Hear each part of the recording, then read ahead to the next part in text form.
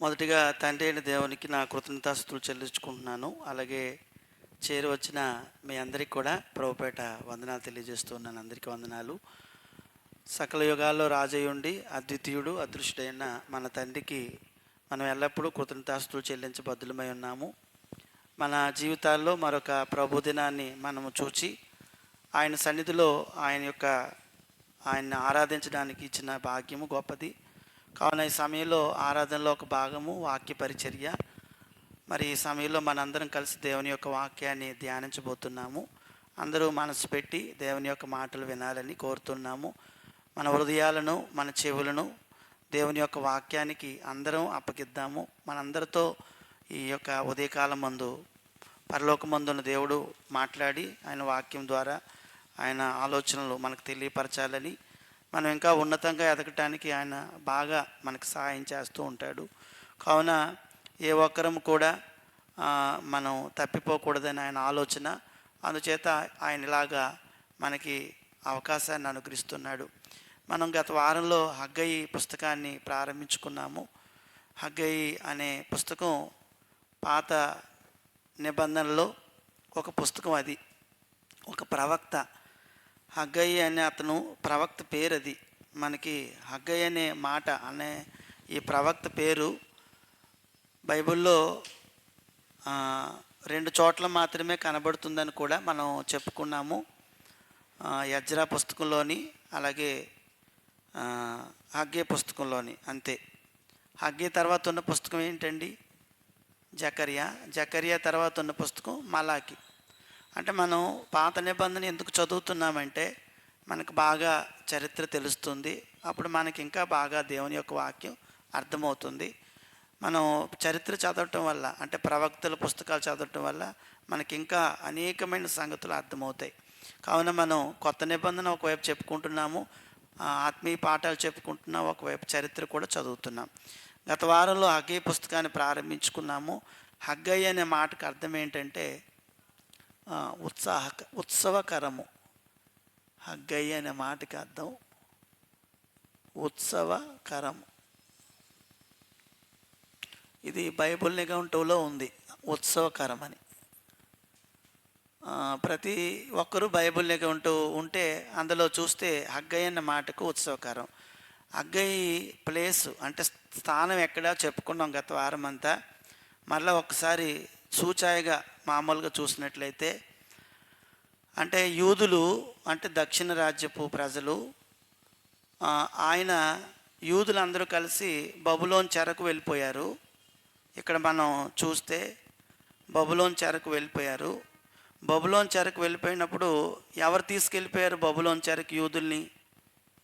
యూదుల్ని బబులోను చెరకు ఎవరు తీసుకెళ్ళిపోయారంటే నెబుకద్నెజర్ తీసుకెళ్ళాడు.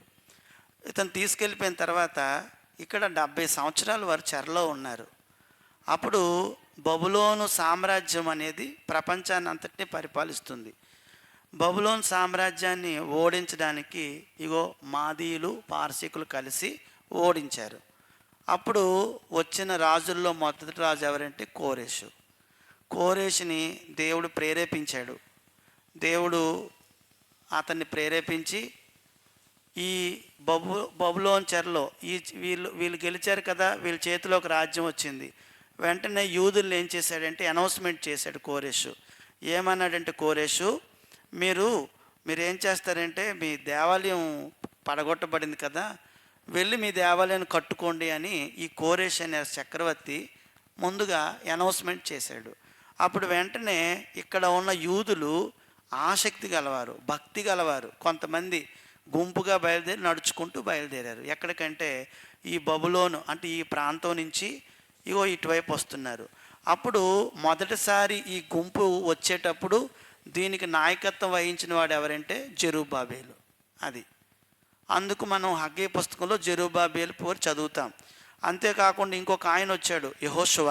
అంటే యెహోషువ అంటే ఆ యెహోషువ కాదు, యెహోషువ అనే ఒక ఆయన వచ్చాడు.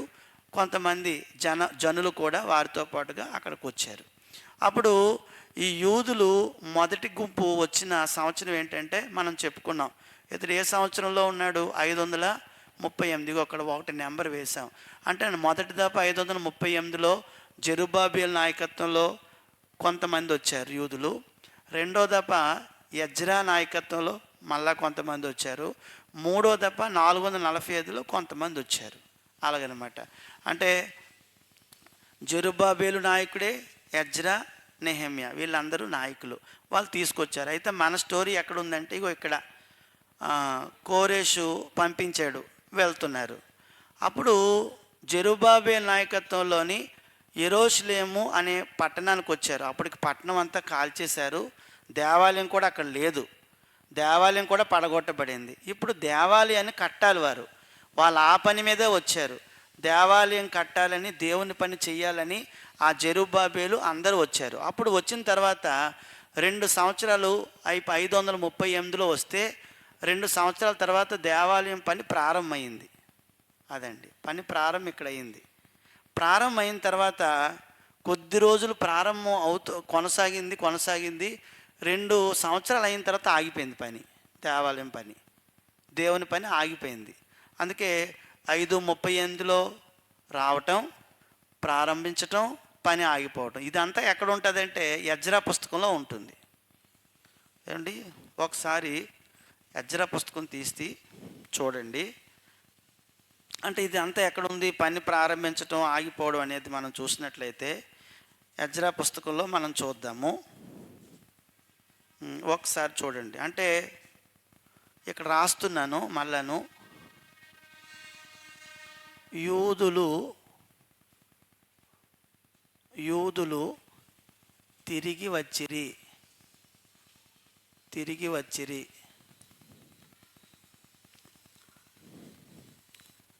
యూదులు తిరిగి వచ్చిన తర్వాత ఆ సంవత్సరమే పునాది వేసిరి.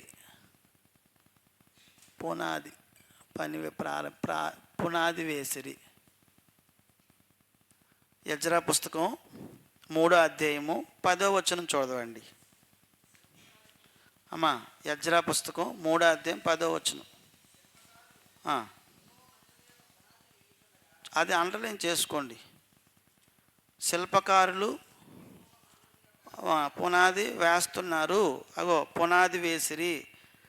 పునాదిని శిల్పకారులు యెహోవా మందిర పునాది వేయుచుండగా, అంటే అక్కడ పేర్లు చెప్పారు, అవన్నీ మనకొద్దు. పునాది వేసిరి అక్కడ ఉంది.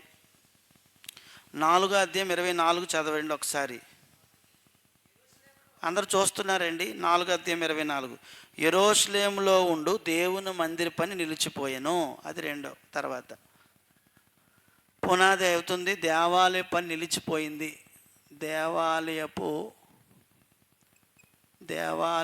పని నిలిచిపోయెను.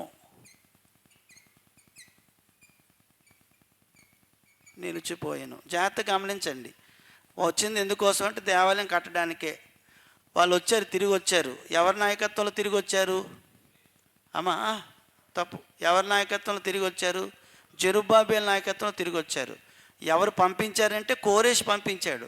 కోరేష్కి చక్రవర్తి కాబట్టి అధికారం ఉంది, పంపించాడు. దేవాలయం పని ఎవరు చేస్తారు?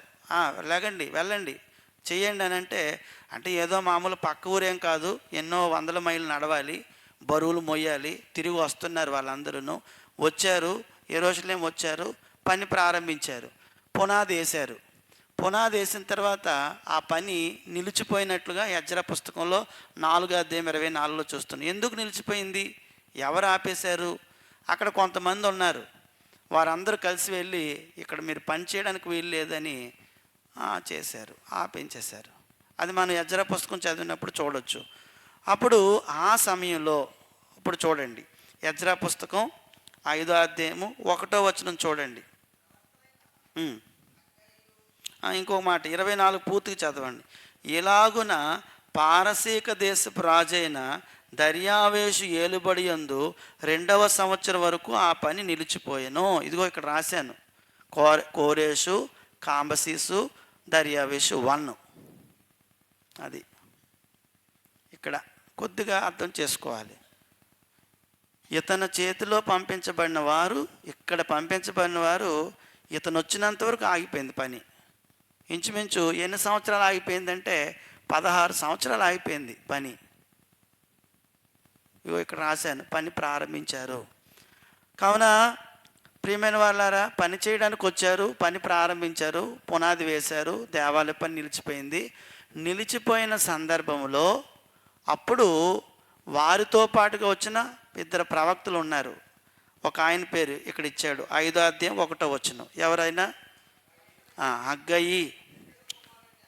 హగ్గయి అనే ఒక ఆయన, ఇద్దో కుమారుడైన జకర్యాయు, యోధా దేశమందును యెరూషలేమునందును ఉన్న యూదులకు ఇశ్రాయేలు దేవుడైన యెహోవా నామమున ప్రకటింపగా, అది ప్రకటించిరి. అంటే హగ్గయి జకర్యా ఇక్కడ ప్రకటించారు. హగ్గయి జకర్యా, జకర్యా ప్రకటించిరి. ఎవరి మాటలు ప్రకటించారు? దేవుని మాటలు. ఎందుకు ప్రకటించారు? దేవుని పని ఆగిపోయింది, పని చేయండి అని, అంతే. కావున దేవుని పని ఏ కాలంలోనైనా ఆపేవాళ్ళు ఉండరా? ఆగిపోతూ ఉంటుంది. కానీ పనిని జరిగించాలి, పని బాగా జరగాలని కుతూహలం గలవారు కూడా ఉంటారు. ప్రతి కాలంలో ఉన్నారు, ఈ కాలంలో ఉంటారు, వాళ్ళు ఉంటారు, వీళ్ళు ఉంటారు. అది గమనించాలి. కాబట్టి ఈ 2 గుంపుల్లో మనం ఏ గుంపులో ఉన్నామో చూసుకోవాలి. పని బాగా జరగాలి అనే ఆలోచన హగ్గయికిని ఎవరికి ఉంది? జకర్యా, ఇద్దరు ప్రవక్తలు, వీళ్ళిద్దరు కూడాను దేవుని మాటలు ప్రకటించిరి. అప్పుడు అంటే ఈ సందర్భంలో వచ్చారు వాళ్ళు. అంటే యూదులు వెళ్ళారు, పునాది వేశారు దేవాలయానికి, పని ఆగిపోయింది. ఇంచుమించు 16 సంవత్సరాలు పని ఆగిపోయింది. అప్పుడు వారి మధ్యలోని హగ్గయి జకర్యాలిద్దరు కూడా ప్రకటిస్తూ ఉన్నారు. ఏం ప్రకటించారో ఈ పుస్తకంలో చదువుతున్నాం అన్నమాట. అది అక్కడ ప్రకటించేదేదో మనకి ఇక్కడ మనం చదువుతున్నాం. ఇప్పుడు మనం హగ్గయి పుస్తకంలోకి వెళ్తే ఇంకా మరో 2 మాటలు చూసేయండి. ఎజ్రా 5:2 చదవండి. 5:2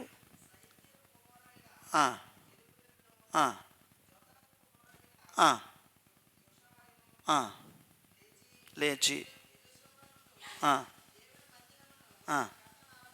అది అండర్లైన్ చేసుకోండి. దేవుని మందిరమును కట్టనారంభించిరి.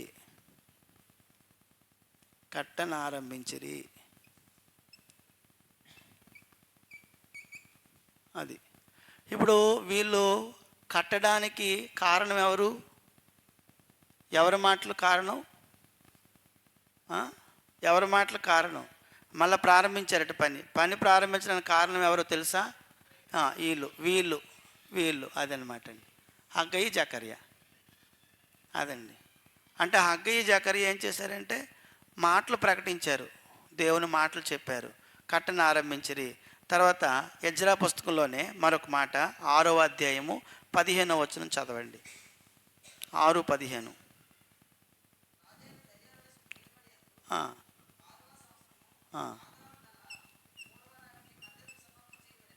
మందిరము, దేవుని మందిరమును కట్టుట సమాప్తి ఆయను.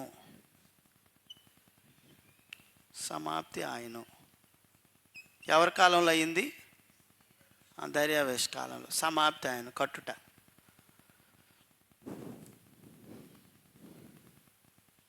పని పూర్తయింది, పని పూర్తి చేశారు. అది మనం చూస్తున్నాం. అదండి. ఇప్పుడు మనం వెళ్ళిపోదాం. అంటే అప్పుడు హగ్గయి పుస్తకం ఇగో ఇలా వచ్చింది, జకర్యా పుస్తకం ఇక్కడ ఉన్నాయి, హగ్గయి జకర్యా ప్రవక్తలు ఇక్కడ ఉన్నారు. అంటే వీళ్ళు జాగ్రత్త గమనించండి. యూదులు ఎక్కడి నుంచి వచ్చారండి? చెరలో నుంచి వచ్చారు. చెరలో నుంచి వాళ్ళు చెరలోకి ఎందుకు వెళ్ళారు? ఎవరు తీసుకెళ్ళారు? నెబుకద్నెజరు తీసుకెళ్ళాడు. మళ్ళీ చెరలో నుంచి వాళ్ళు రావడానికి కారణం ఎవరు? కోరేష్ కారణం. కోరేష్ వచ్చాడు, కోరేష్ వల్ల ప్రేరేపించబడి పంపించాడు. కోరేష్ ఎందుకు పంపించారు? దేవాలయాన్ని కట్టడానికి. ఎందుకు? దేవాలయం పాడైపోయింది. దేవాలయం లేకపోతే ఆరాధన ఎలా జరుగుతుంది? దేవుడు నివసించే చోటు లేకపోతే దేవుడి దగ్గరికి మనం ఎలాగ వెళ్తాము? అందుకు చేత కోరేష్లో దేవుడు ప్రేరేపణ కలిగి వెంటనే కోరేష్ ఏం చేశాడంటే, మీరు అందరూ వెళ్ళండి అంటే, ఆ గుంపుకి మొట్టమొదటి నాయకత్వం వహించిన వాడు జెరుబ్బాబెలు. అప్పుడు వాళ్ళతో పాటుగా వీళ్ళు కూడా వచ్చారు, హగ్గయి జకర్యా కూడాను వచ్చిన తర్వాత అప్పుడు దేవుడు పని ప్రారంభించమంటే ప్రారంభించారు. కొంతకాలం పని అయింది, కొంతకాలం అయిన తర్వాత పని ఆగిపోయింది. అప్పుడు వీళ్ళిద్దరిని వాడుకొని వీరి ద్వారా దేవుడు తన మాటలు ప్రకటింపజేసి ఆ పనిని పూర్తి చేసేటట్లుగా సాయం చేశాడు. అది అప్పుడు వీళ్ళు ఏం ప్రకటించారు, అక్కడ ఏం జరుగుతుందో హగ్గయి పుస్తకంలోని జకర్యా పుస్తకంలోని ఉంది. హగ్గయి జకర్యా చదువుతున్నాం. అందుకు హగ్గయిలో మొదటి అధ్యాయం మనం కొన్ని విషయాలు చదివాము. నేను మిగతా ఈరోజు మొదటి అధ్యాయం చెప్పేసి రేపు వచ్చేవారు రెండో అధ్యాయము కొంత తెలియపరుస్తాను. అంటే కొంతమంది మొన్న వారం లేదని మళ్ళీ ఒకసారి వెనక్కి వెళ్ళాము. మొదటి వచనం ఏంటంటే చదువుతున్నాను. హగ్గయి పుస్తకం 1వ అధ్యాయం 1వ వచనం. హగ్గయి రాజైన దర్యావేషు ఏలుబడి యందు 2వ సంవత్సరం 6వ నెల మొదటి దినమున ప్రవక్త యొక్క హగ్గయి ద్వారా యోధా దేశం మీద అధికారియు షయల్తీయేలు కుమారుడైన జెరుబ్బాబేలుకును. మొదటి వచనం 1లో ఎవరికి ప్రకటిస్తున్నాడు చెప్తున్నాడు.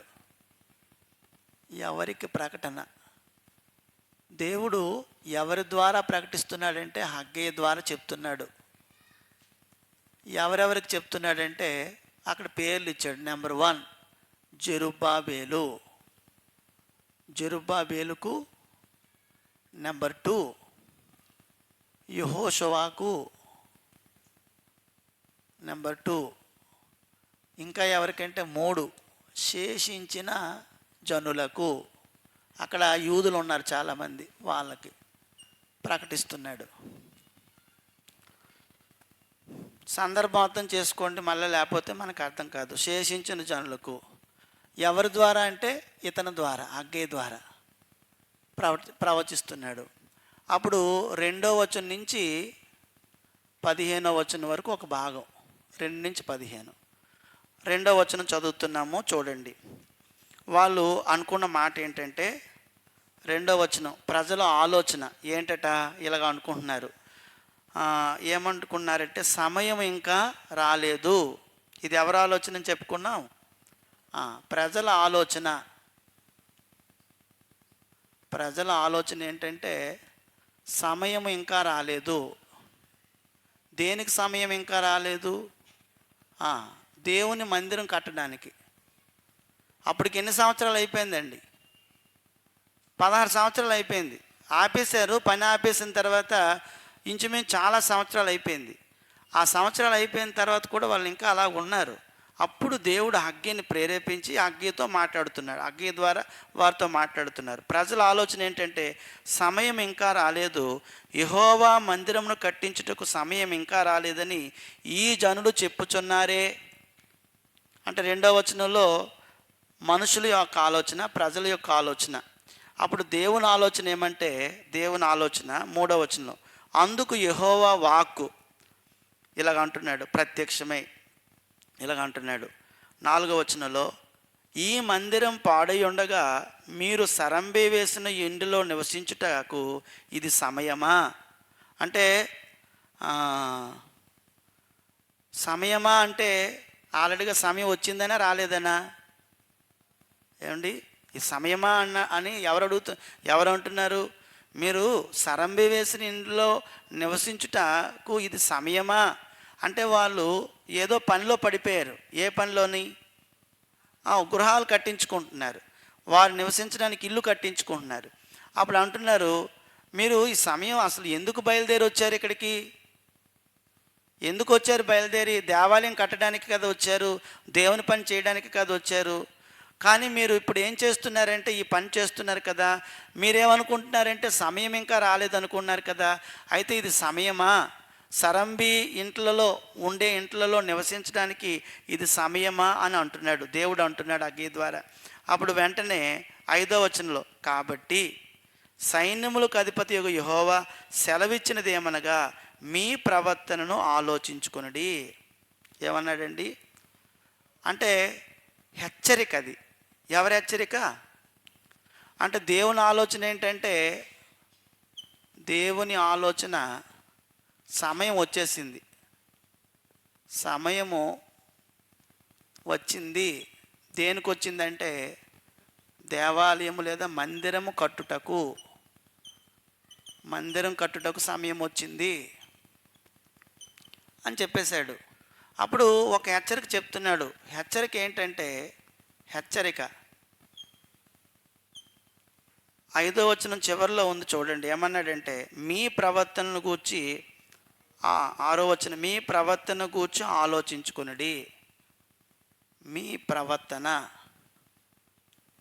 ప్రవర్తనను గూర్చి ఆలోచించుకొనుడి.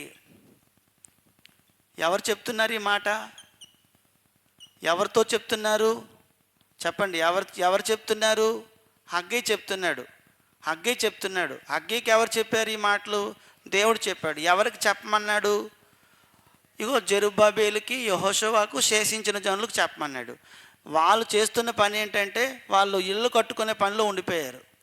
అప్పుడు ఇదేంటి మీరు ఇలాగ ఉండిపోయారు, ఈ మందిరం పని ఆగిపోయింది కదా, ఆ మందిరం కట్టరా మీరు, ఇంకా మీరు సరంబి వేసిన ఇంట్లో నివసిస్తారా, ఇంకా సమయం రాలేదనుకుంటున్నారా, సమయం వచ్చేసింది అని దేవుడు అంటున్నాడు. అప్పుడు 6వ వచనంలో ప్రజలు దేవుని దీవెనలను పొందలేదు. 6వ వచనంలో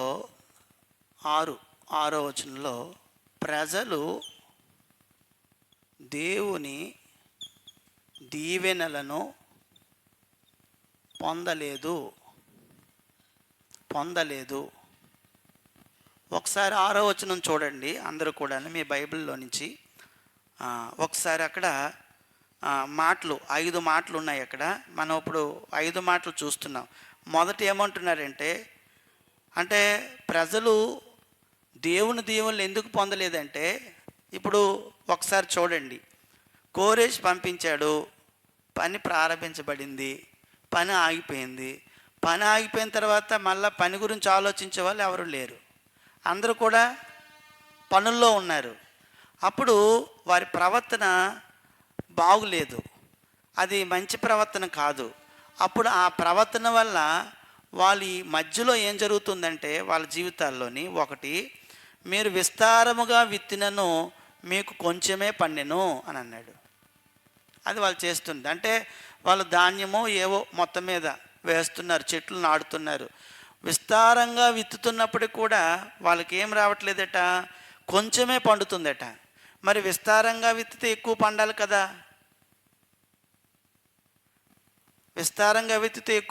కదా, ఎందుకు తక్కువ పండుతుంది అని వారు ఆలోచించుకోవటం లేదు, దాని మీద మనసు పెట్టడం లేదు. రెండో మాట చూడండి, మీరు భోజనం చేయుచున్నను ఆకలి తీరకయున్నది. రెండోది. 3, పానం చేయుచున్నను దాహం తీరకయున్నది. 4, బట్టలు కప్పుకొనుచున్నను చలి ఆగకున్నది. 5, పనివారు కష్టము చేసి జీతం సంపాదించుకును జీతము చినిగిపోయిన సంచిలో వేసినట్టుగా ఉన్నది. ఇది వారికి దీవెనలు పొందకుండా కలుగుతున్న దీవెనలు అనేవి వారు పొందలేకపోతున్నారు. దేవుడి పిల్లలు ఆకలి తీరకపోవడం ఏంటి దేవుడి పిల్లలకి, దాహం తీరకపోవడం ఏంటి దేవుడి పిల్లలకి, జీతం తెచ్చుకుంటే చిరిగిపోయిన సంచిలో వేయటం ఏంటి దేవుని పిల్లలకి? ఏమండి, వాళ్ళందరికీ దేవుడు అంటే తెలుసు కదా, దేవుని ఎరిగిన వారే కదా. చలి కోసం దుప్పటి వేసుకుంటే కప్పుకుంటే చలి ఆగకపోవడం ఏంటి? అలాగా అంటే వాళ్ళు దీవెనలను పొందటం లేదు, పంట రావటం లేదు, ఆకలి తీరటం లేదు, దాహం తీరటం లేదు, చలేసేస్తుంది. తర్వాత వాళ్ళు జీతం అంతా కూడా వేస్ట్ అయిపోతుంది. ఇప్పుడు ఇదంతా ఎందుకు జరుగుతుంది అంటే వీళ్ళు ప్రవర్తన సరిగ్గా లేదు, చూసుకోవటం లేదు. వాళ్ళు చేయవలసిన పని ఒకటి, వారు చేస్తున్న పని ఒకటి.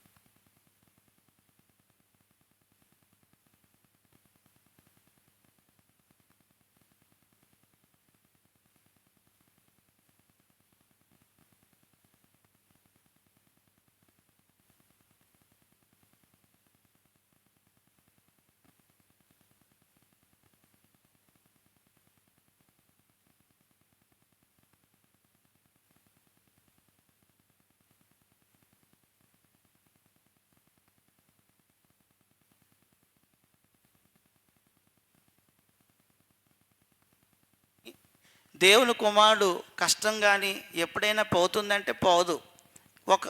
ఒకప్పుడు పోతుంది. ఎలాగంటే అన్యాయంగా సంపాదిస్తే పోతుంది, అక్రమంగా సంపాదిస్తే పోతుంది.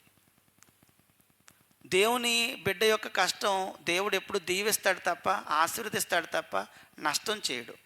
కానీ మరి ఇక్కడున్న ప్రజలు ఎందుకు అలా నష్టపోతూ ఉన్నారు అనేది మనం చూడాలి.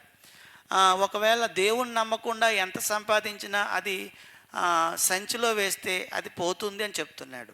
నమ్మాలి, దేవుని నమ్ముతూ చేయాలి. దేవుని పనిని ఒకవేళ వారు చేయవలసిన పని చేసుకోకుండా వేరే పనిలో వాళ్ళు ఉన్నారు.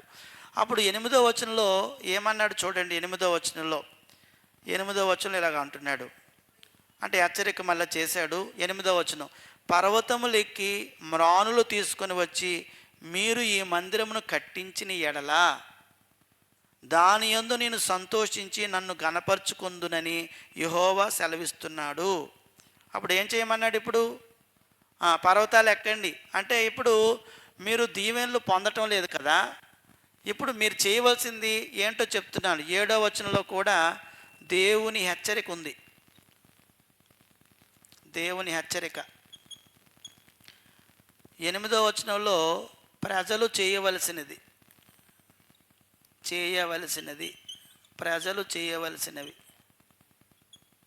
ఏం చేయాలంటే, నెంబర్ 1 వాళ్ళు ఏం చేయాలట? 8వ వచనంలో పర్వతములు ఎక్కండి,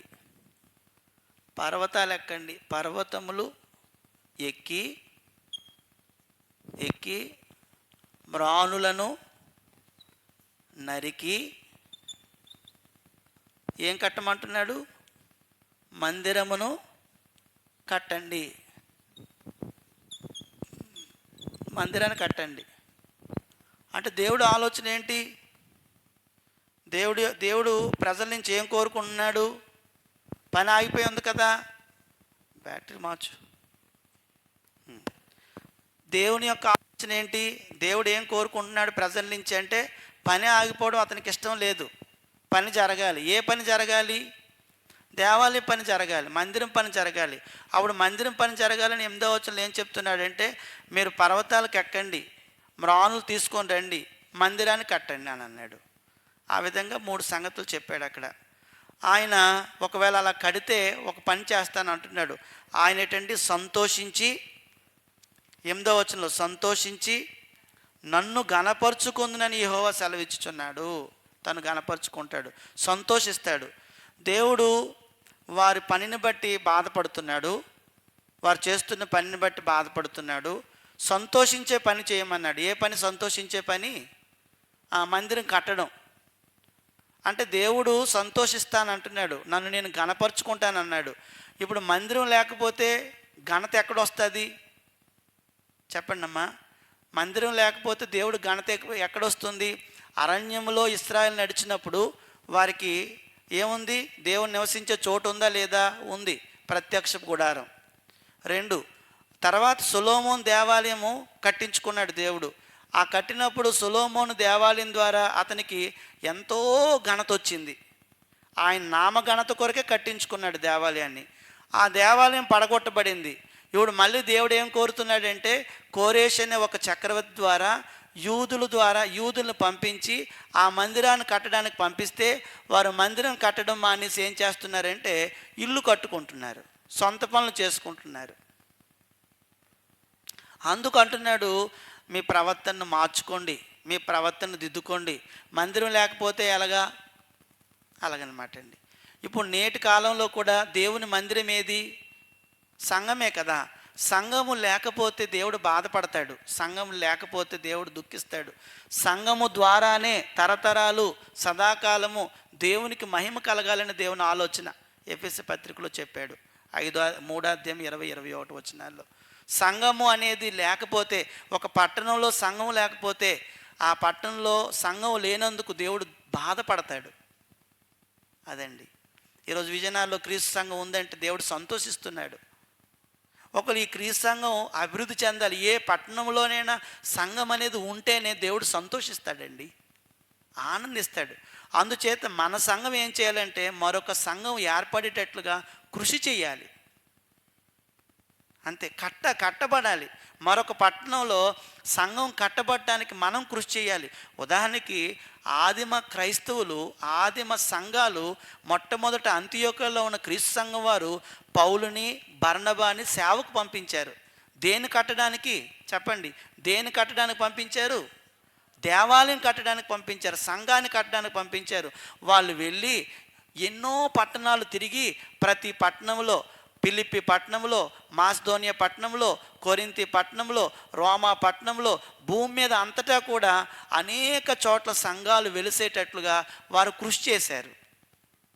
ఈరోజైనా చాలామంది మనం అనుకుంటాము, మేము వెళ్తున్నాం కదండి, ఆరాధన చేసుకుంటున్నాం కదా, ఇంతకన్నా ఏం చేయాలండి మేము అని అనుకుంటాం మనం. కానీ మనకి అప్పగింపబడిన బాధ్యత కూడా ఏంటంటే మన ద్వారా కొన్ని చోట్ల సంఘాలు ఏర్పడాలి. మనం మరణించేలోగా ఒక 10 చోట్ల 20 చోట్ల మంచి సంఘాలు ఏర్పడాలి. అదండి మనం చేయవలసింది. ఎందుకంటే దేవుడు సంతోషించే పని ఏదంటే సంఘం ఏర్పడటం, చర్చ్ అనేది ఎస్టాబ్లిష్ అవ్వటం, చర్చి ప్రారంభించబడటం, అది కొనసాగటం, అది ఎంతో ఇష్టపడతాడు. ఇప్పుడు కోరేషుని దేవుడు ఎందుకు ప్రేరేపించాడు? ఇతను అన్యుడు కదా, ఇతను ఎందుకు ప్రేరేపించాడంటే దేవాలయం ఉందనా లేదనా? లేదు కదా, దేవాలయం అక్కడ లేదు కదండి. అందుకు అతన్ని ప్రేరేపించి మీరు అందరూ వెళ్ళి దేవాలయం కట్టండి అని కోరేష్ చెప్పాడు. అర్థమైందండి? కోరేష్కు దేవుడు ఏం బోధించాడంటే, కోరేష్ యూదులకు ఏం చెప్పాడంటే, మీ దేవాలయం పడిపోయింది కదా, మీ దేవాలయం పాడైపోయింది కదా, మీ దేవాలయం కాల్చేశారు కదా, వెళ్ళి మీ దేవాలయం కట్టుకోండి, మీ దేవుడు చాలా గొప్పవాడు అని ప్రేరేపించి కట్టించాడు, పంపించాడు బోల్డనిచ్చి. ఈరోజైనా నీవు మనమందరం కూడా ఏం చేయాలంటే, మన పిల్లలకు కూడా ఏం చెప్పాలంటే, ఇప్పుడు మన పిల్లలు ఎక్కడికైనా వెళ్ళిపోతున్నారు, ఆ ప్రాంతాల్లో సంఘాలు లేవు, అప్పుడు ఎంత బాధపడతాం మనం? కొన్ని చోట్ల దేవుని సంఘాలు ఏర్పడేటట్లుగా మనం కానీ చేస్తే మనని బట్టి దేవుడు ఖచ్చితంగా సంతోషిస్తాడు, ఆనందిస్తాడు. దేవుడు నివసించే చోటు సంఘం అండి. ఈరోజు దేవుడు నివసించే చోటు అంటే కొంతమంది రక్షణ పొంది వారితో కలిసి ఆరాధన అక్కడ జరగాలి. ప్రతి చోట ఆరాధన జరగాలి, అనేక స్థలాల్లో ఆరాధన జరగాలి.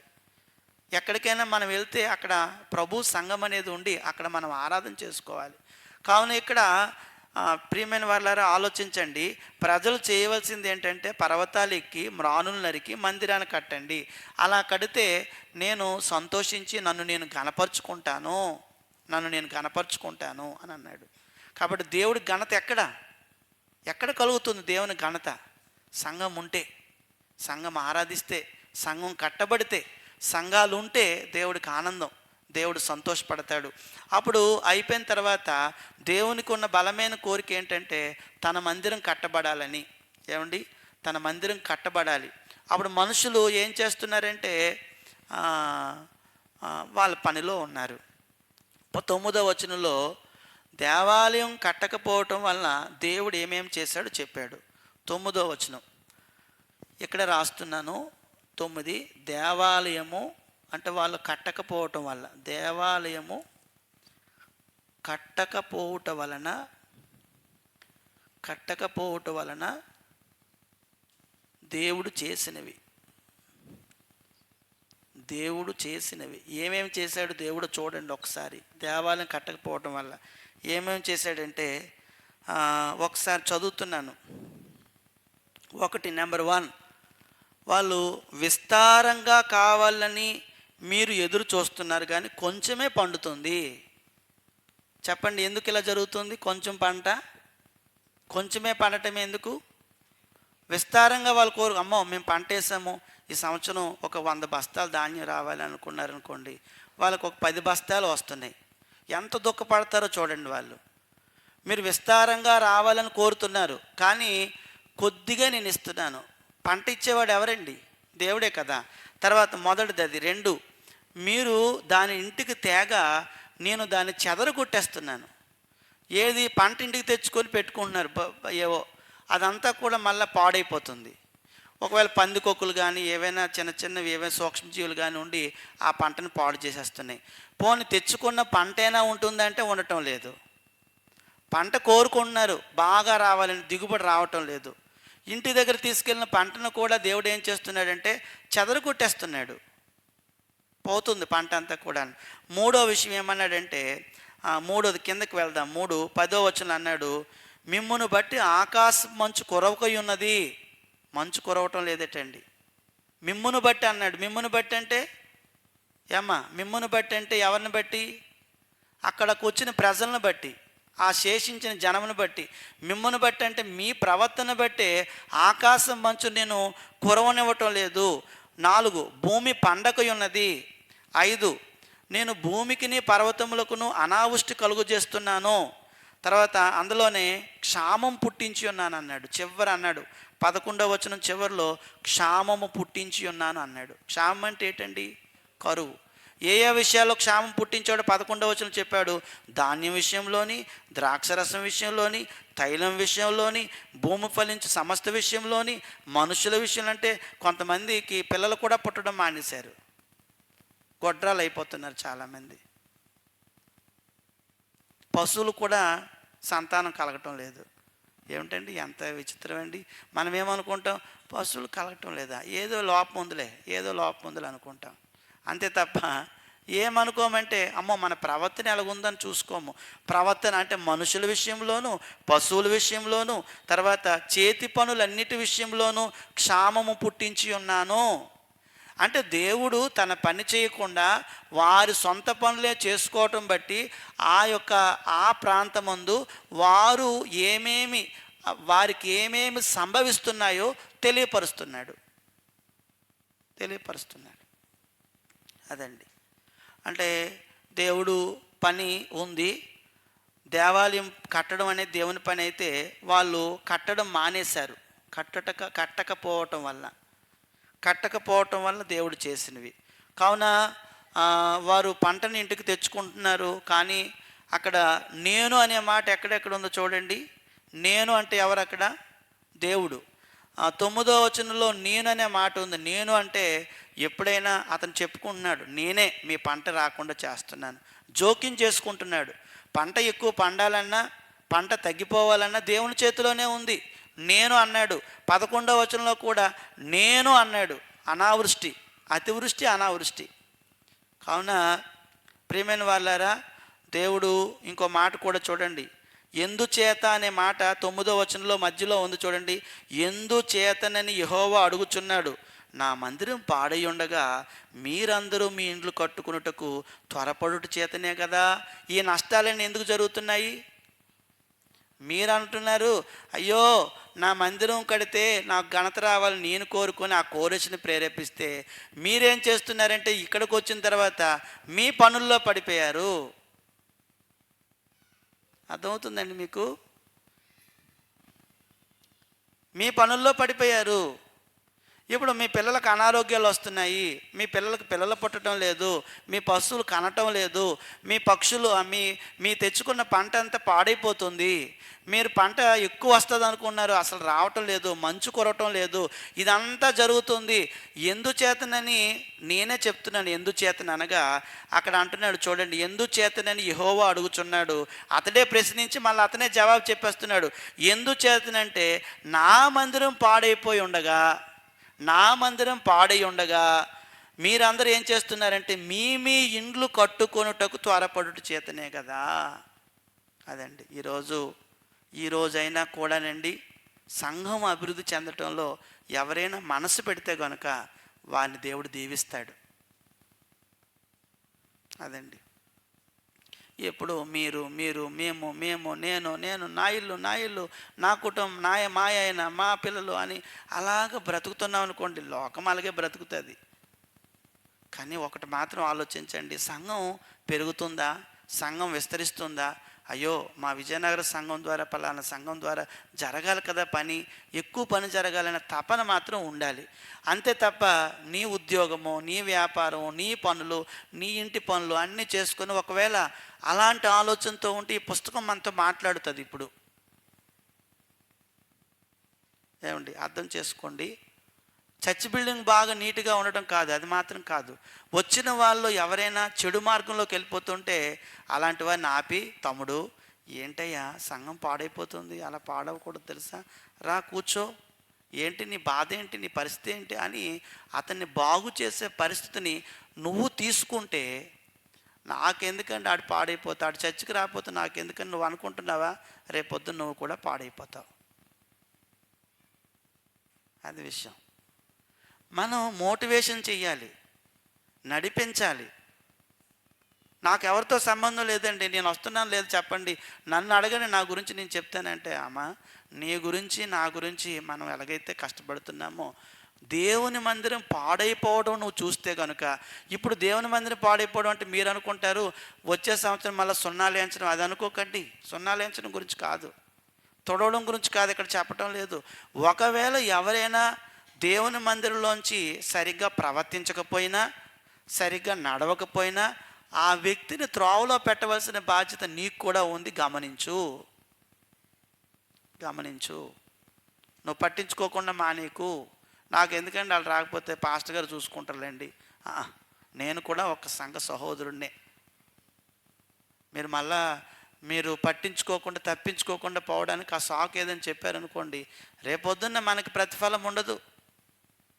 వాళ్ళు రాకపోతే నేను మాట్లాడనండి, నాకు ఎందుకండి వాళ్ళతో నేను మాట్లాడను చేయను అంటే, అయ్యో అంటే నీ గురించేనా, మరి ఎవరి గురించి వద్దా నీకు, పట్టించుకోవా? మీ తమ్ముడు ఏమైపోయినా పర్వాలేదా, మీ అక్క వాళ్ళు వినరండి. ఏం చెప్పమంటారు, ఏం చేయమంటారండి, మా మీద ఎందుకండి?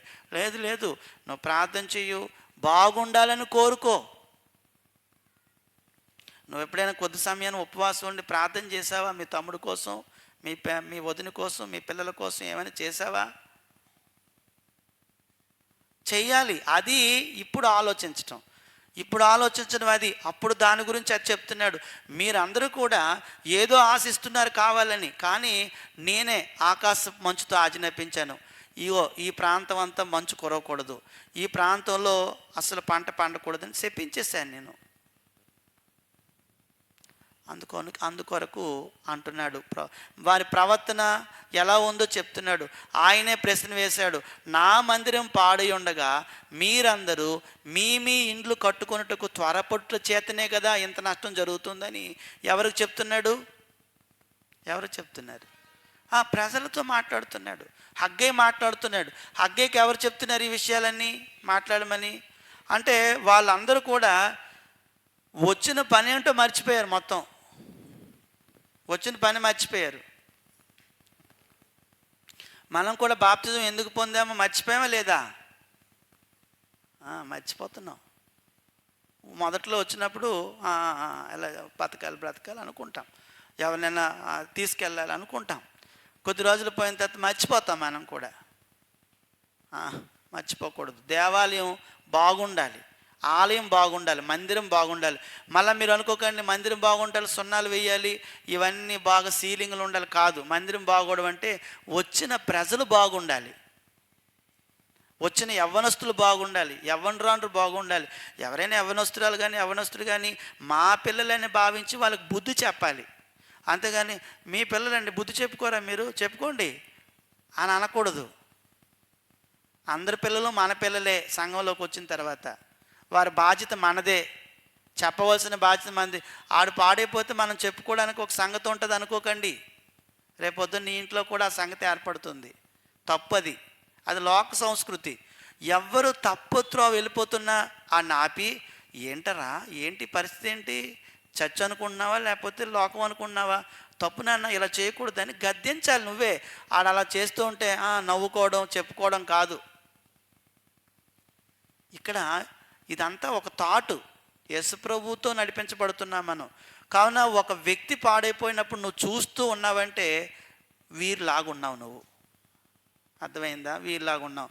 వాళ్ళు ఒక లెవెల్ ఎవరైనా తప్పు త్రోవలో వెళ్ళిపోతునేటప్పుడు నువ్వు చూసి 10 మందికి చెప్పుకోవడం కాదు, అతని దగ్గరికి వెళ్ళి, నువ్వు చర్చకు వస్తున్నావు కదా, ఈ తప్పు ఎందుకు చేస్తున్నావు తమ్ముడు, చేయకూడదు కదా, మానుకో నాయనా.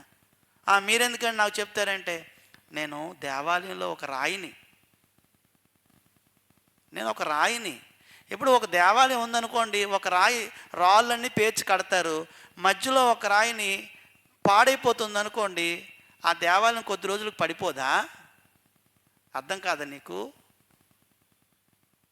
మనమందరూ ఒక రాయి మీద ఒకరు పేర్చబడ్డాం. ఓ మధ్యలో ఒక రాయిని తీసామనుకోండి, నెమ్మదిగా కూలిపోద్ది గోడ అంతాను.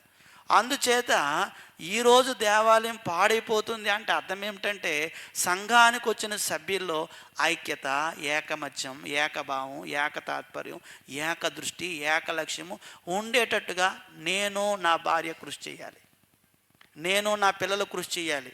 అంతేగాని విజిటర్లాగా వచ్చి వెళ్ళిపోయి ఆ చర్చ పోతే పోనండి వేరే చర్చికి వెళ్ళిపోతాం, అలా లేదు. భూమి మీద ఒకటే ఉంది సంఘం. అలాగే ఎప్పుడు అనుకోకు. అలాంటి దృష్టితో ఉంటే ఈ నష్టం నీకు కూడా రాబోతుంది, నాకు కూడా రాబోతుంది. అది విషయం. నువ్వు ఏ చర్చికి ఎక్కడికైనా ఇండియాలో వెళ్ళు, ఏ క్రీస్తు సంఘానికైనా వెళ్ళు, అక్కడున్న సంఘంలో నువ్వు సంఘము, దేవాలయము పాడవకుండా కాపాడవలసిన బాధ్యత నీ భుజాల మీద వేసుకోవాలి. అప్పుడు నువ్వు నీ కుటుంబం దీవించబడుతుంది. అంతే తప్ప వచ్చాను వెళ్ళాను అనుకుంటే ఈ రిలేషన్ మనకు అర్థం కావాలి. ఎందుకంటే హగ్గై ద్వారా ఏం చెప్పిస్తున్నాడంటే, మీరు దేవాలయం పనికి వచ్చారు, మీరు పని మానేశారు, మీ ఇల్లు కట్టుకుంటున్నారు, ఇది ఎంతవరకు సబబు? అందుకే ఇగో ఇవన్నీ చేస్తున్నాడు దేవుడే స్వయంగా చెప్తున్నాడు. అదండి, అందుకు నష్టం జరిగిందండి వాళ్ళకి. దేవాలయం పని ఆపేశారు వాళ్ళు. ఎంత నష్టమో చూడండి. కాబట్టి దేవుని సేవకు సంబంధించిన మనము ఆలోచన చేసినట్లయితే, దేవుని సేవకు సంబంధించిన విషయంలో ఒక సువార్తకు వెళ్ళటం కానీ, ఒక ప్రార్థనా కూడికి వెళ్ళటం కానీ, కొంతమంది ఉద్యోగస్తులు మన చర్చిలో ఉన్నారు, ఎవరైనా ఉన్నారు, మంచిదే. కానీ కొంత సమయం మాత్రం దేవుడికి ఇవ్వాలి. ఆ పనిలో నువ్వు ఉండాలి తప్పకుండాను. అర్థమైందండి? ఆ పని దేవాలయ పని అదే. మళ్ళీ పని అంటే మళ్ళీ వేరేగా ఏదో కాదు. దేవాలయ పని అంటే ఆ పనిలో ఇప్పుడు నీ పనికి ఎంత టెన్షన్గా వెళ్తున్నావో, దేవాలయ పనిలో కూడా అంత టెన్షన్ ఉండాలి. టెన్షన్ పడాలి. వాళ్ళకి ఆ టెన్షన్ లేదు, అందుకే నష్టపోతున్నారు. కావున దేవుని సేవను గురించి వాళ్ళు, దేవుని పని గురించి వారు ఆలోచించలేదు. నేను క్షామం పుట్టించానని నేను అంటున్నాడు. అంటే దేవుని జోక్యం ఉంది కాబట్టి నేను చెదరగొడుతున్నాను అన్నాడు. అప్పుడు 11వ వచనం వరకు ఈ విషయాలు చెప్పాడు. 2 నుంచి 15 వరకు కదా మనం రాసుకున్నాము. 11వ వచనం వరకు 2 నుంచి 11వ వచనం వరకే అది రాసుకోండి. దానికి హెడ్డింగ్ ఏంటంటే 11 అండి, 11. ఇక్కడ దీని ఇదేంటంటే, దేవుని దేవాలయం విషయంలో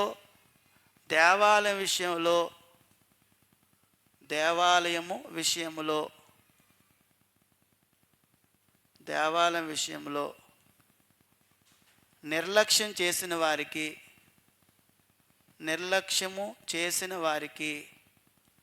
దేవుడిచ్చిన సమాధానం, దేవుడిచ్చిన జవాబు, సమాధానం. అది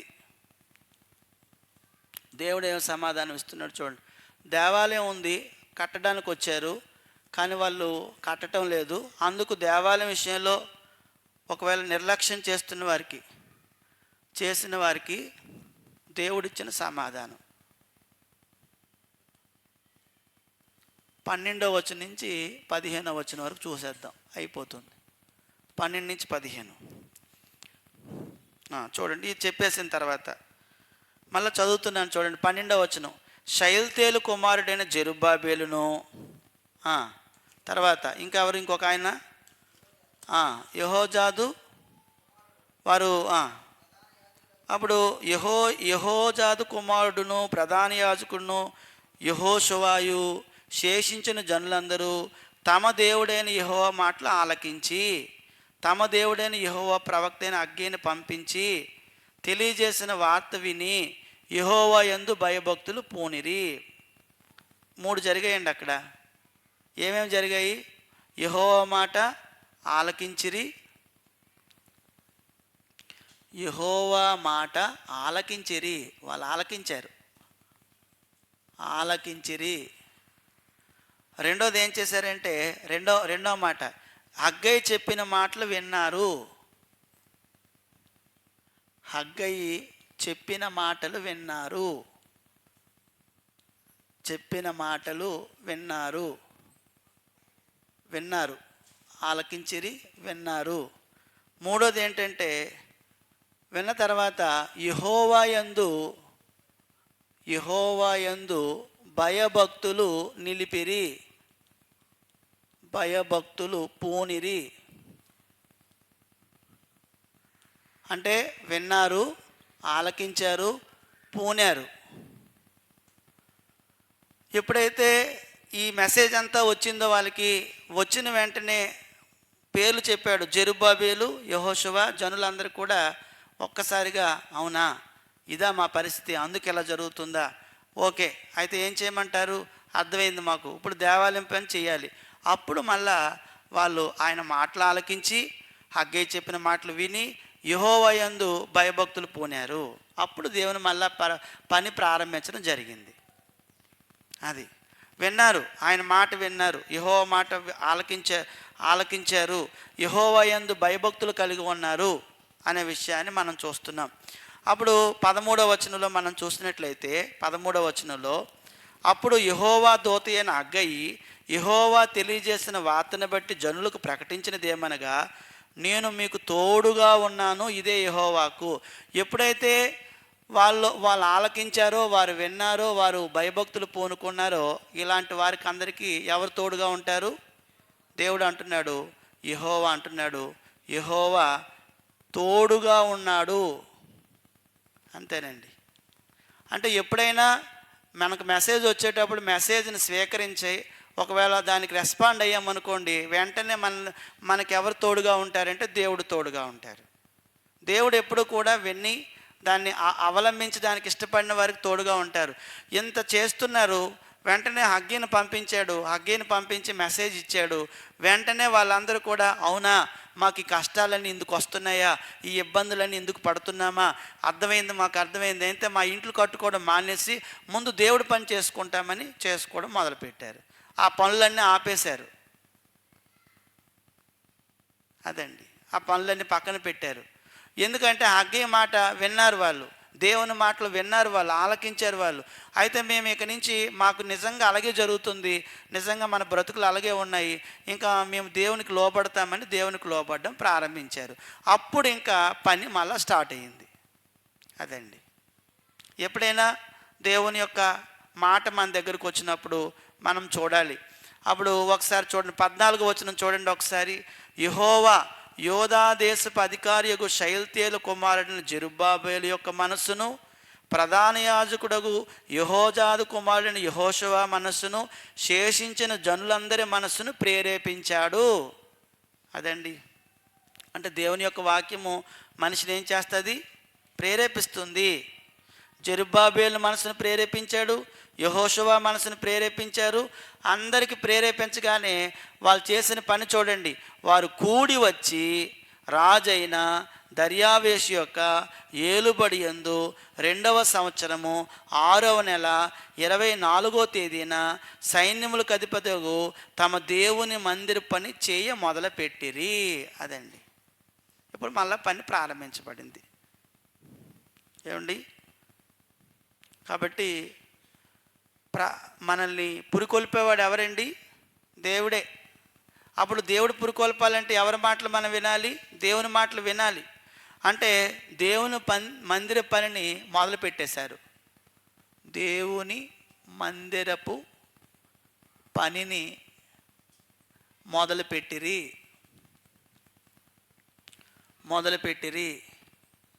దేవుడు ఎవరెవరి మనసులు ప్రేరేపించాడమ్మా? జెరుబ్బాబేలు మనసును. జెరుబ్బాబేలు ఎవరండి? ఆ గుంపు అంతటికి లీడరు, అధికారి అతనే. యోధా దేశానికి ఎవరు పంపించారు ఆయన అధికారిగాను? కోరేష్ పంపించాడు అధికారం ఇచ్చి.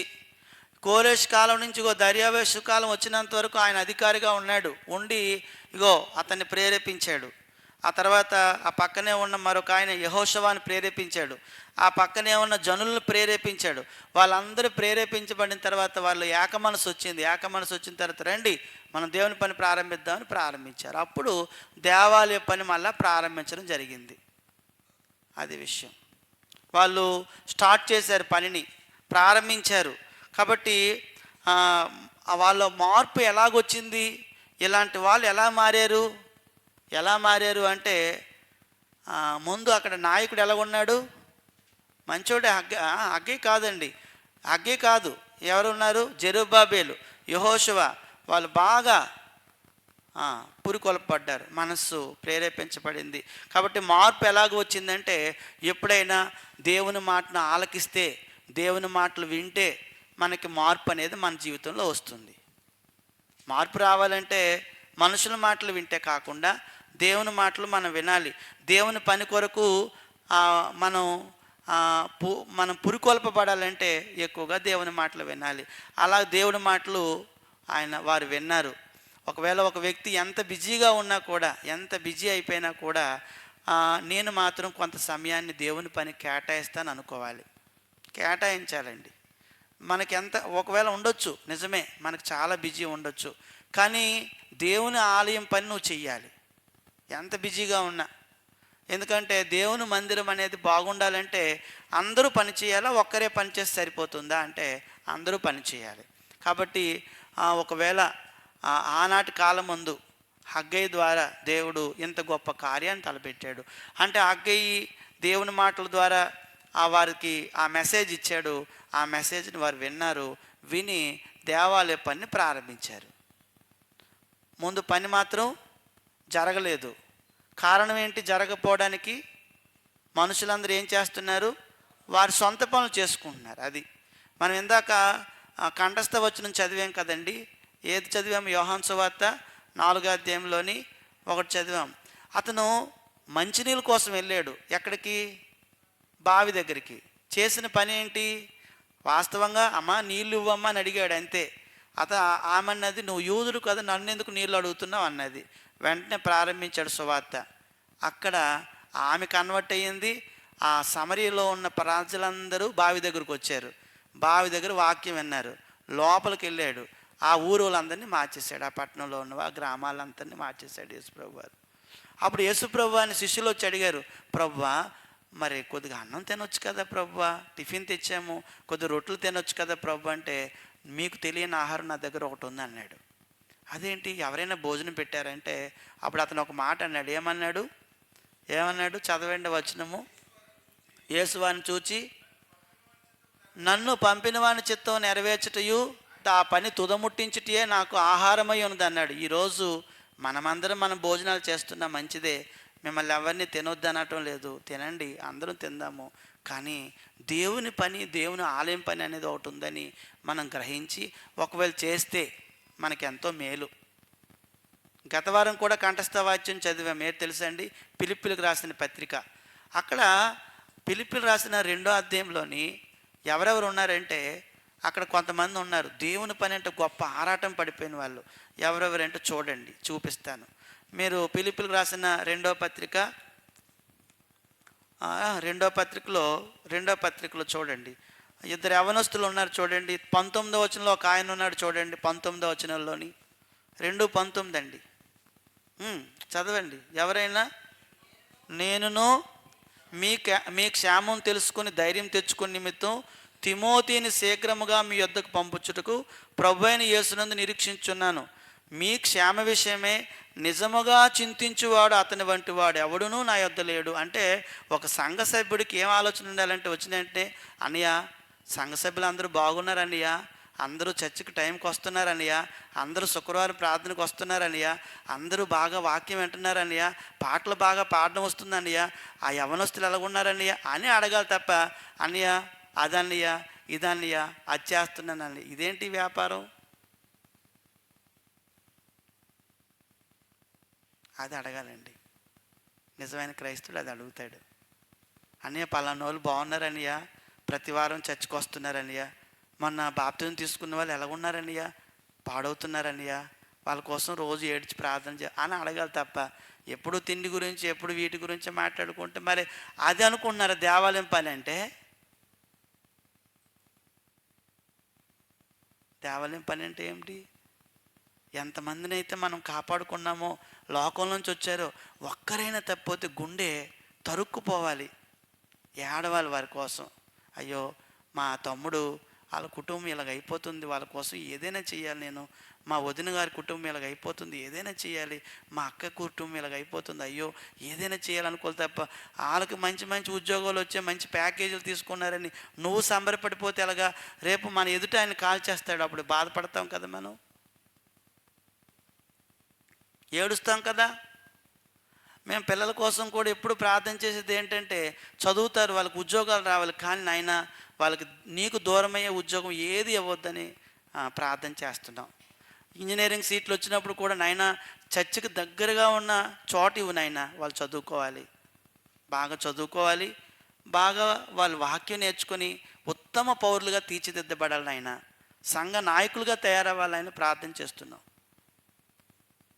మీకెంత ఇష్టమో మాకు కూడా పిల్లలకు ఉద్యోగాలు రావాలని, వాళ్ళు మంచి సెటిల్ అవ్వాలని మాకు ఇష్టమే.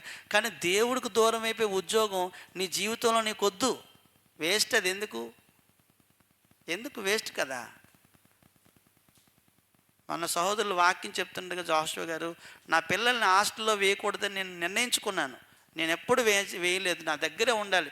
ఆదివారం సండే స్కూల్ తీసుకెళ్ళాలి, ఆదివారం యవనస్తుల తరగతి తీసుకెళ్ళాలి, ఆదివారం ఆరాధన తీసుకెళ్ళాలి, నేను అంతే, నా పిల్లలు అదే నేను కోరుకున్నాను అని చెప్పారు. అలాగా మన జీవితంలో అలా డెసిషన్ తీసుకోవాలండి. అది దేవాలయం అంటే అదే అండి.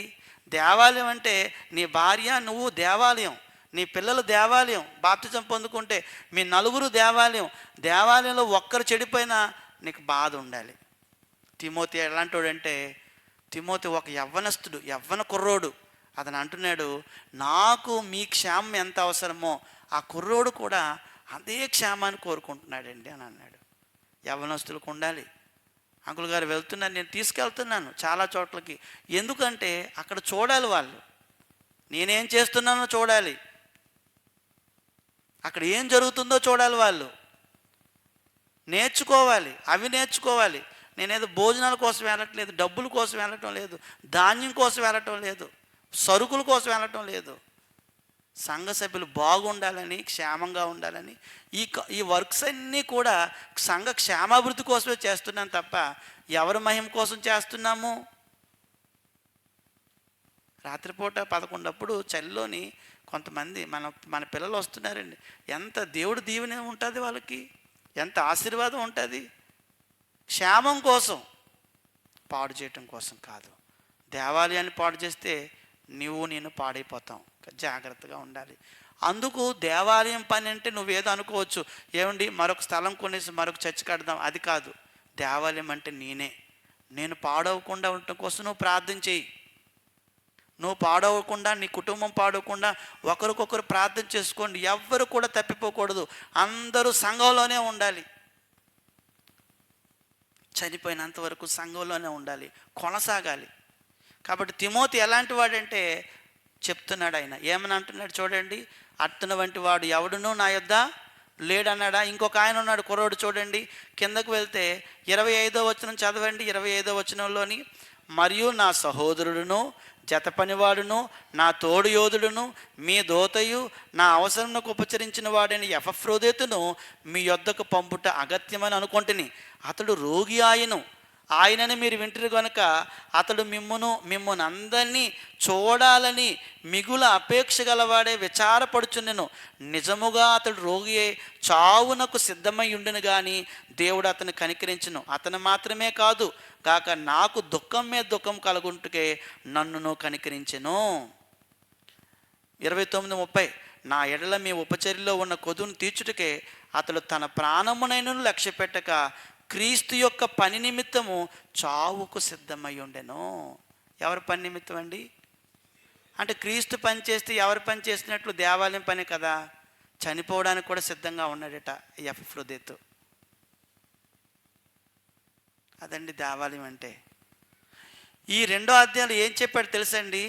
2వ అధ్యాయంలోనూ క్రీస్తునకు కలిగి ఉన్న మనసుని మీరును కలిగి ఉండండి 5వ వచనంలో చెప్పి దాని వివరణ ఇచ్చాడు. అలాంటి మనస్సు క్రీస్తుకుంది, పౌలుకుంది, తిమోతికుంది, ఎపఫ్రోదితుకుంది. పిలిపిలారా మీకు కూడా ఉండాలి అలాంటి మనసు అని 5వది వాళ్ళని ఎత్తి చూపించాడు. అందుకు ఆ అధ్యాయం రాశాడండి. ఆ 2వ అధ్యాయం ఎందుకు రాశాడు తెలుసండి? మీకు కూడా. ఒకసారి చదవండి ప్రియమైన వాళ్ళారా, 21 చదవండి. 21, 21 చదవండి. అందరూ ప్రాబ్లం ఏంటండి లక్ష్మి గారు?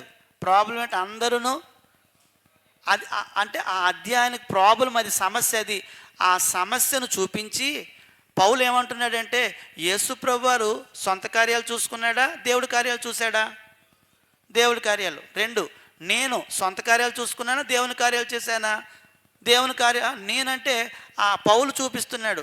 3, నా దగ్గరున్న తిమోతి సొంత కార్యాలు చూసుకుంటున్నాడా, దేవుని కార్యాలు చూస్తున్నాడా? దేవుని కార్యాలు. ఆ ఎపఫ్రోదితు సొంత కార్యాలా, దేవుని కార్యాలా? దేవుని కార్యాలు. అలాగే ఫిలిప్పీలారా, మీరు కూడా దేవుని పని, దేవుని ఆలయం పని చేయండి, మిమ్మల్ని దేవుడు దీవిస్తాడు. అది విషయం. ఎప్పుడు మా పనులు తీసుకొని మా కుటుంబ సభ్యులు అనుకుని ఒకవేళ ఉండొచ్చు. నిన్ను కుటుంబాన్ని విడిచిపెట్టి వచ్చి మనట్లేదు దేవుడు ఏమని. కొద్దిగా సమయం ఇవ్వండి. ఆ శుక్రవారం నాడు కానీ ఏదైనా ఒక కార్యక్రమం అయితే ఆ కార్యక్రమంలో నేను, నా భార్య, నా పిల్లలు ఉంటే దేవాలయ పనిలో నువ్వు ఉన్నావు. అర్థమైంది? దేవాలయం పని అంటే ఇది ఇప్పుడు మనమేం కట్టవసరం లేదు. దేవాలయాలు ఏవేని అర్థం చేసుకోండి. క్షేమం కోరుకోండి, అందరూ బాగుండాలని కోరుకోండి. ఏదో కొటేషన్ కాదు, అందరూ బాగుండాలి, అది లోకంలో చెప్తుంది. కానీ అసలు క్రైస్తవ్యం అంటేనే అందరూ క్షేమంగా ఉండాలి, అందరూ బాగుండాలి, అందరూ క్షేమాన్ని కోరేవాడు క్రైస్తవుడు. అలాంటిది మన ఇంట్లో వాళ్ళే పాడైపోవాలని కోరుకుంటే ఇంకెందుకు? వాళ్ళు ఎలాగుంటే నాకెందుకు అనుకున్న వాళ్ళు ఇంకెందుకండి?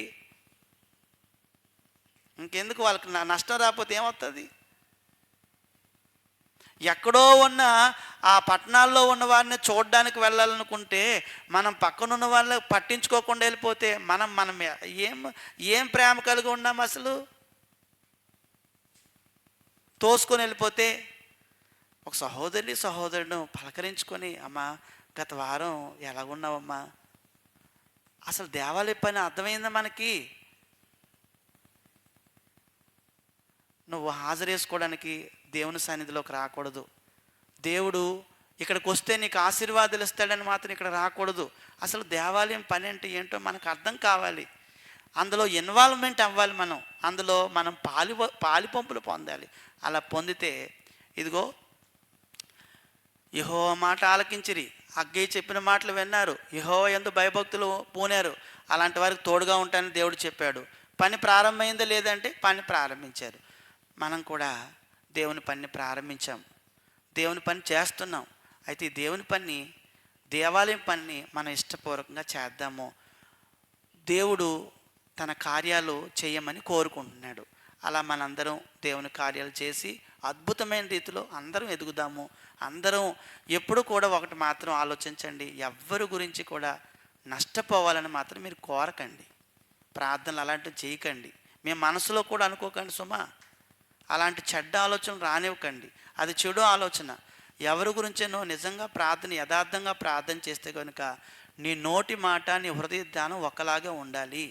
అంతే తప్ప బయట అందరూ చూస్తున్నారని వాళ్ళ దగ్గర మా అన్నయ్య బాగుండాలి, మా అక్క బాగుండాలి, మా చెల్లి బాగుండాలి అనేయడం, తర్వాత అన్నయ్య కోసం చెడ్డగా మాట్లాడడం, తమ్ముడు కోసం చెడ్డగా మాట్లాడడం, అలాంటివి చేయకూడదు. నీ ప్రార్థన, నా ప్రార్థన దేవుడు వినడు. దేవాలయంలో ఉన్న మనం దేవాలయాన్ని పాడు చేయకూడదు. దేవాలయాన్ని పాడు చేస్తే దేవుడు మనల్ని పాడు చేస్తాడు. ఎవరి దగ్గర కూడా అలాంటి టంగను వాడద్దు, అలాంటి నోటిని వాడద్దు. మార్చుకొని మనం ఉన్నతంగా బ్రతుకుదాం. మన సంఘం ద్వారా 100 సంఘాలు ఏర్పడేటట్లుగా ప్రార్థన చేయండి. మీరు చనిపోయేలాగా నేను ఒక 10 సంఘాలు చూడాలని ఒక టార్గెట్ పెట్టుకోండి. అంతే తప్ప వాళ్ళు మాట్లాడరండి, నేను ఎందుకు మాట్లాడతాను? అదేం బుద్ధి, అదేం ఆలోచన, అదేం థింకింగు, అదేం థాట్స్ అవి? అది ఈవిల్ థాట్స్, అవి ఈవిల్ మైండ్. అది అలాంటి వారు నోరు తెరిచి ప్రార్థన చేసి దేవుడు ఎందుకు వింటాడు? అది దేవాలయ పని కాదు. దేవాలయ పని అంటే ఎవరైనా తప్పిపోతే బాప్తిజం తీసుకున్నవారు నువ్వు కొంత సమయం కేటాయించు, కొంత డబ్బులు కేటాయించు, కొంత బలం ఇవ్వు. డబ్బులు పెట్టుకుని, ఛార్జీలు పెట్టుకుని వెళ్ళి నాయనా మారిపోరా బాబు అని చెప్పు. అంతే తప్ప నేను ఇలాగే ఉంటాను, నా తత్వం ఇదే అంటే నీ తత్వాన్ని మార్చుకోవడానికి దేవాలయానికి వస్తున్నావు తప్ప అలాంటి తత్వంతోనే నేను బ్రతుకుదామనుకుని మాత్రం దేవాలయానికి మనం రాకూడదు. ఇది దేవాలయం, దేవుడు నివసించే చోటు, దేవుడు సహవాసం చేసే చోటు, దేవుడు తిరిగే చోటు, దేవుడు మనల్ని ఆయనలాగా తయారు చేసే చోటు ఇది. ఈ చోట్లో మనం ఉన్నాం. హగ్గయి ఆ ప్రజలకి వర్తమానాన్ని అందించాడు. వాళ్ళందరూ పని మళ్ళా ప్రారంభించారు. ఒకవేళ ఇప్పుడు ఎవరమైనా మనలో పని జరగకపోతే ఈరోజు మనం పని ప్రారంభిద్దాం. నాయన నాకు బుద్ధి జ్ఞానం ఇవ్వు. నేను ఎప్పుడూ కూడా అందరి క్షేమం కోసం కోరుతాను. ఏ ఒక్కరి గురించైనా చెడు నాలోకి వస్తే నేను వెంటనే నీకు దగ్గర క్షమాపణ కోరుతాను. నాయన నేనేం పట్టుకెళ్తాను ఇక్కడి నుంచి? ఏం పట్టుకెళ్తాను? ప్రకటన గ్రంథంలో 14 అధ్యాయంలో 13వ వచనం అన్నాడు, ఎవరి క్రియలు వారి వారి వెంట వస్తాయి అన్నాడు. ఏ క్రియలు వస్తాయండి? ఏమండి, ఏ క్రియలు అండి? దేవాలయం పని ఎంత చేసామో ఆ క్రియలు వస్తాయండి. ఆ పని ఎంత చేశామో ఎంత గొప్ప భాగ్యం అండి మనకి. ఆ భాగ్యాన్ని మనం పొందుకుందాం. ఆ భాగ్యం మనకి ఇచ్చాడండి దేవుడు. ఇంతకన్నా గొప్ప భాగ్యం ఏముంటుందండి? ఒక సహోదరుని సంపాదించుకోవడం కన్నా గొప్ప భాగ్యం ఏముంటుంది చెప్పండి? అందుకు 2 వచనాలు ఉన్నాయి బైబిల్లోని, గలతీ పత్రికలోని, యాకోబు రాసిన పత్రికలోని. ఒకసారి చదివేయండి. అతను ఏమన్నాడు చూద్దాము. గలతీ పత్రికలోని మనం ముందుకు వెళ్ళిపోదాం. గలతీ పత్రిక 5వ అధ్యాయము 6వ అధ్యాయము 1వ వచనం చదవండి. సహోదరులారా, ఒకడు ఏ తప్పిదంలో నేను చిక్కుకొని ఎల్లా ఆత్మ సంబంధులైన మీలో ప్రతివాడు అని చూచుకొనుచు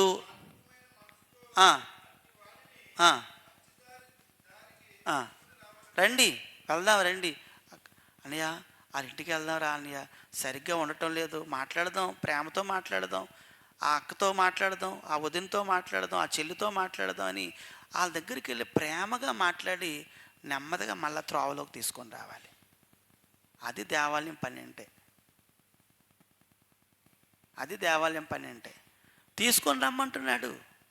యాకోబు అయితే ఇంకో మాట, కఠినమైన మాట చెప్పాడు చూడండి. యాకోబు రాసిన పత్రికలోని ఒక మాట ఉంది, చదివేసుకుందాం. యాకోబు రాసిన పత్రిక 5వ అధ్యాయం 19వ వచనం చదవండి. 5వ అధ్యాయం నా సహోదరులారా, తొలగిపోయినప్పుడు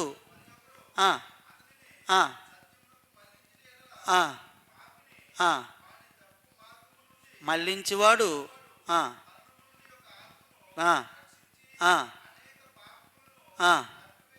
తాను తెలుసుకునేవారు. ఎంత భాగ్యమండి! అది దేవాలయ పని అంటే. ఈరోజు దేవాలయ పని అంటే అదేనండి. కాసేపు ఇక్కడ ఉండి అన్ని ఎత్తేసి చకచక సర్దేసి, అందరూ వెళ్ళేటప్పుడు కుర్చీలు ఎత్తేసి టకటక్కడ మనం చదివేసి దేవాలయం పని చేశాను అనుకో. అది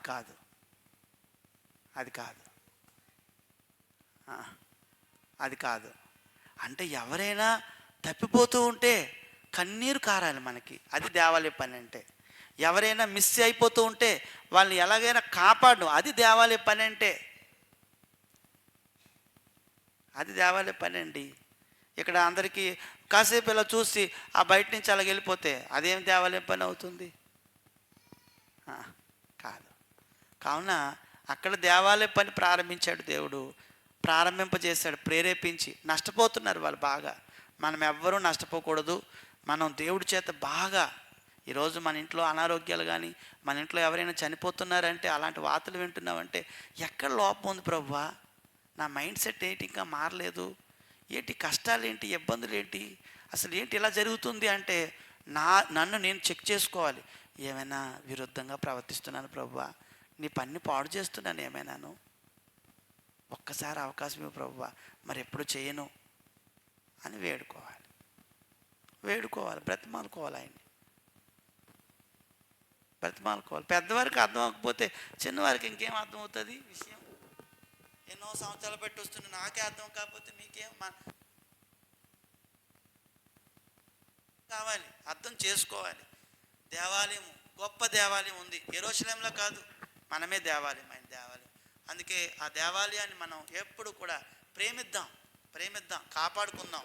ఒకవేళ లేకపోతే మీ పిల్లలు ఏ దేవాలయంలోకి వెళ్తారు అప్పుడు? ఇప్పుడు చిన్నోళ్ళు ఉన్నారు కదా, వాళ్ళు ఏ దేవాలయానికి పోతారు అప్పుడు? మనమే పాడైపోతే ఏ దేవాలయానికి వెళ్ళి ఆరాధిస్తారు? ఎక్కడున్నాడు అనుకున్నారు దేవుడు? ఎక్కడా లేడు. రండి మీకు వాక్యం చెప్తాం, ఎక్కడా లేడు. దేవుడు దేవాలయము, క్రీస్తు సంఘాన్ని దేవాలయంగా చేసుకున్నాడు. అక్కడే నివసిస్తున్నాడు ఆయన. అక్కడ తప్పి మరో చోట నివసించడు. అంటే ఒకవేళ ఏదైనా అనుకోవచ్చు, విమర్శించడం కాదు. అట్టి దేవాలయంలో మనం రాళ్ళుగా ఉన్నాం. ఒక రాయిని నేనే పాడైపోతే, జారిపోతే, అలా ఒక్కొక్క రాయి జారిపోతే మొత్తం దేవాలయం ఉండదు కదా. దేవుడు ఎక్కడ ఉంటాడని నివసించుతాడు. అందుకు నిన్ను నువ్వు పాడు చేసుకోవద్దు, నీ కుటుంబాన్ని పాడు చేసుకోవద్దు, నీ సహోదరుని పాడు చేయొద్దు. ఎవరిని పాడు చేసిన దేవాలయం పని పాడవుతుంది. నేను బాగు చేస్తాను. నాతో ఈరోజు మాట్లాడుతున్నాడు దేవుడు. నేను ఎవ్వరు పాడవటం నాకు ఇష్టం లేదు. ప్రేమతో మాట్లాడి వాడిని ఎలాగైనా నిలిపించుకుంటాను, కష్టపడతాను. దానికోసం నువ్వు కష్టపడి ఖర్చు పెట్టి డబ్బులు, ఒక ఆత్మను కాపాడడానికి ఖర్చు పెట్టు. అది పరలోకంలో నిక్షిప్తమై ఉంటుంది ఆ ధనమంతా కూడాను. అది దేవాలయం పని అంటే. అంతేగాని ఏదో మామూలుగా వచ్చి ప్రేమ మాటలు చెప్పేసి చకచకమని జారిపోతే దేవాలయం పని కాదు అది. అదండి. అంచేత ఆలోచన చేయండి ప్రియమైన వాళ్ళారా. హగ్గై మనతో మాట్లాడుతున్నాడు. హగ్గై ద్వారా ఆ రోజు మాట్లాడాడు. ఈరోజు మనతో దేవుని వాక్యం మాట్లాడుతుంది. హగ్గై ప్రేరేపించాడు. అక్కడ మనసులు ప్రేరేపించబడ్డాయి. జెరుబ్బాబేలు మనసు ప్రేరేపించబడింది. యెహోషువ మనసు ప్రేరేపించబడింది. శేషించిన జనులు మనసు ప్రేరేపించబడింది. వెంటనే కార్యరూపం దాల్చారు. ఏంటంటే వెంటనే దేవాలయం కట్టడం ప్రారంభించారు. అలాగా మనతో దేవుడు మాట్లాడుతునేటప్పుడల్లా నా లోపాలు ఏమున్నాయి ప్రభువా, నేను ఏ సహోదరుడి కోసమైనా సహోదరి కోసమైనా, నాకెందుకులే ఆ సహోదరుడి కోసం, నాకెందుకులే ఆ చర్చికి వెళ్తాను వస్తాను అంతే తప్ప ఆ విషయాలని నాకెందుకంటే దేవాలయం పనిలో నువ్వు లేవు, నేను లేను. అంచేత ఎవరైనా మాట్లాడట్లేదంటే నువ్వు దుఃఖపడు. అయ్యో నాతో మాట్లాడట్లేదేంటి ప్రభువా, నేను ఒకవేళ వారికి అభ్యంతరంగా ఉన్నానా? నేను ఎవ్వరికి అభ్యంతరంగా ఉండకూడదు నాయనా. నా వల్ల ఒక వ్యక్తి చర్చికి దూరం కాకూడదు అని నువ్వు నిర్ణయించుకో. నేను నిర్ణయించుకోవాలి. నీ ఇంట్లో నీ భార్య దూరం కాకూడదు, నీ పిల్లలు దూరం కాకూడదు, నా ప్రవర్తన ద్వారా మరొక సహోదరుడు దూరం కాకూడదు. ఉండటానికి నేను కృషి చేస్తే ఆ పనిలో నేను ఉన్నాను, చెక్కుతున్నాను ఆ పని. కావున ఆ పనిని మనం చేస్తే అద్భుతంగా, ఆశ్చర్యకరంగా మనమందరం ఒకరోజు ఎవరి చోట్లో కూర్చుంటాం తెలుసండి? ఎక్కడ కూర్చుంటాం? దేవుని కుడిపార్శ్వన యేసుప్రభు ఎలా కూర్చున్నాడో నన్ను నిన్ను కూర్చోబెట్టబోతున్నాడు అక్కడ. అర్థమైందండి? ఒక సహోదరుని పోగొట్టుకోవద్దు. ఒక నెవ్వని ఇంట్లో ఒక్కరినైనా పోగొట్టుకోకూడదు. ఎవరైనా పరిచయం అయ్యారంటే, ఎవరైనా సంఘంలో ఉన్నారంటే వాళ్ళు కాపాడుకోవడానికి, ఒక యవ్వనైనా కాపాడుకోవడానికి మనం ప్రయత్నం చేయాలి. మనం ఏడవాలి, ప్రార్థన చేయాలి. ఒక ఆత్మ అంటే ఎన్ని వేల కోట్లతో సమానం అనుకున్నారు.